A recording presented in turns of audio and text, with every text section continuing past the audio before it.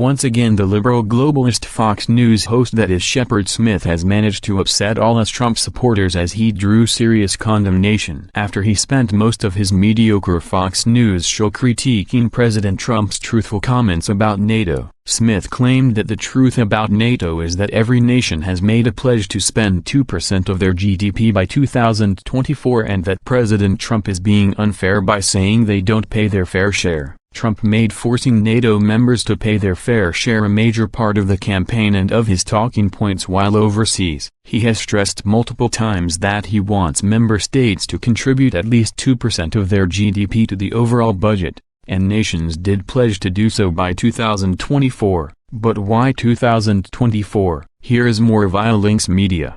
Shep Smith drew a strong reaction on Wednesday after a fiery critique of President Trump's visit to Brussels for the NATO summit. The truth is, every NATO country has paid its bills for NATO's shared budget. No country, not one, is delinquent, said Smith. About 4 years ago, NATO members agreed to beef up their militaries, to spend 2% of their country's gross domestic product for defense by 2024. Trump has made forcing NATO members to pay their fair share a major part of his agenda while overseas, wanting member states to contribute at least 2% of their GDP to the budget, which the countries pledged to do by 2024. Obviously that deadline is 6 years away and only a handful of those countries have reached that goal, Smith continued. In each of the last 4 years, the vast majority of European nations in the alliance have increased their defense spending as a percentage of GDP. The combined increase is more than $87 billion in defense spending. The trend is positive, just as President Trump has been demanding. Smith is a consistent critic of the president, and often draws the ire of viewers with his segments that take aim at Trump's agenda. Here is more on NATO via history. In 1949,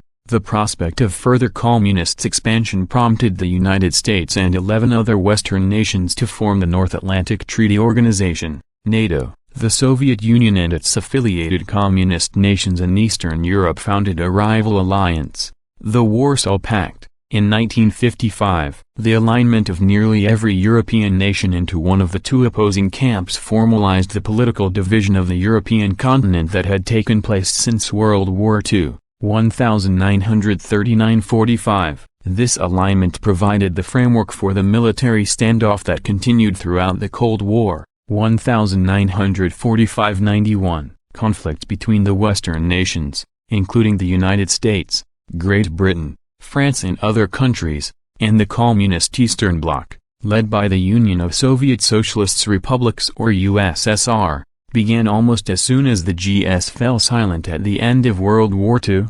1939–45. The USSR oversaw the installation of pro-Soviet governments in many of the areas it had taken from the Nazis during the war. In response, the U.S. and its Western allies sought ways to prevent further expansion of communist influence on the European continent. In 1947, U.S. leaders introduced the Marshall Plan, a diplomatic initiative that provided aid to friendly nations to help them rebuild their war-damaged infrastructures and economies. Events of the following year prompted American leaders to adopt a more militaristic stance toward the Soviets. In February 1948, a coup sponsored by the Soviet Union overthrew the democratic government of Czechoslovakia and brought that nation firmly into the communist camp. Within a few days, U.S. leaders agreed to join discussions aimed at forming a joint security agreement with their European allies. The process gained new urgency in June of that year,